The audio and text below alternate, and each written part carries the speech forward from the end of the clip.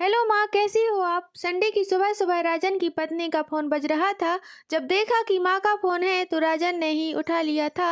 मैं ठीक हूँ, तू कैसा है? और ये बहू कहाँ है जो तू उसका फोन लेकर बैठा है? एक साथ बहुत सारे सवाल निकले थे संगीता जी की जुबान से। शोभा अभी कमरे में सो रही है माँ। राजन के मुंह से यह सुनकर संगीता जी का पारा सातवें आसमान पर चला गया था। 8 बज गए हैं और महारानी अभी तक सो रही है।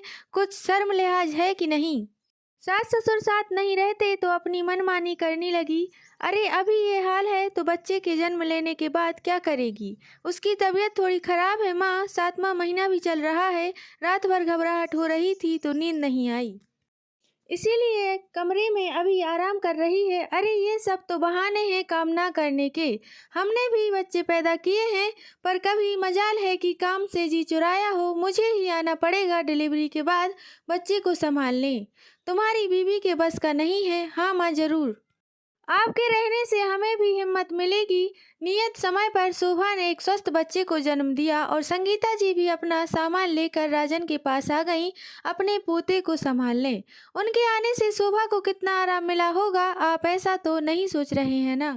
सोचिएगा भी नहीं, क्योंकि यहाँ तो उल्टी गंगा बह रही थी। 15 दिन बाद ही सासू माँ ने शोभा को रसोई घर संभालने का फरमान जारी कर दिया, जिसकी शुरुआत होती थी संगीता जी की सुबह की चाय से, जो उन्हें ठीक 7 बजे चाहिए होती थी।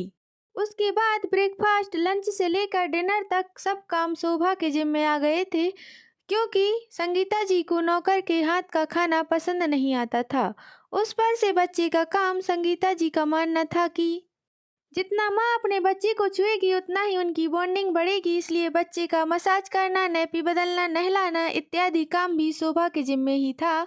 संगीता जी बस अपने पोते को लेकर बैठी रहती थीं। धीरे धीरे शोभा की तबीयत बिगड़ने लगी। बच्चा पैदा होने के बाद पौष्टिक खाना और आराम मिलना तो दूर, यहाँ तो शोभा को ही सासू माँ की सेवा करनी पड़ रही थी। और एक दिन जब शोभा ने सासू माँ को फोन पर अपनी बहन से कहते सुना कि घर और बच्चे को संभालते संभालते मैं तो थक जाती हूँ। शोभा को कुछ नहीं पता बच्चे की परवरिश के बारे में। उस दिन शोभा का धैर्य जवाब दे गया। शाम को राजन के ऑफिस से आने के बाद शोभा ने उससे कहा कि माँ जी को अब गांव चले जाना चाहिए, पापा जी भी परेशान हो रहे होंगे।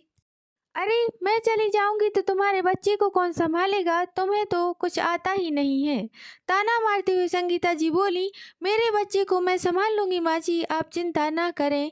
और फिर आपसे सीख भी तो लिया है मैंने बहुत कुछ। बाकी कुछ परेशानी होगी तो आपसे फोन पर पूछ लूंगी। हमारे लिए आप पहले ही बहुत तकलीफ उठा चुकी हैं, शोभा ने शालीनता से कहा। मैं कल ही आपकी टिकट करवा देता हूँ माँ। बहुत कर ली आपने पोते और बहू की सेवा, अब घर जाकर थोड़ा आराम करें, राजन ने कहा, जो शोभा की बातों से पूरी तरह सहमत था। राजन सब समझ रहा था इतने दिनों से, पर माँ की लिहाज से अब तक चुप था। साथ ही उसने आंखों आंखों में शोभा का धन्यवाद दिया कि उसने उसकी माँ का सम्मान बनाए रखा और इतनी आसानी से इस मुश्किल का समाधान किया। अगले दिन संगीता जी अपने गांव जा चुकी थी और शोभा एक एजेंसी में फ़ोन लगा रही थी मेड भेजने के लिए, ताकि ज़्यादा से ज़्यादा समय वो अपने बच्चे के साथ व्यतीत कर सके।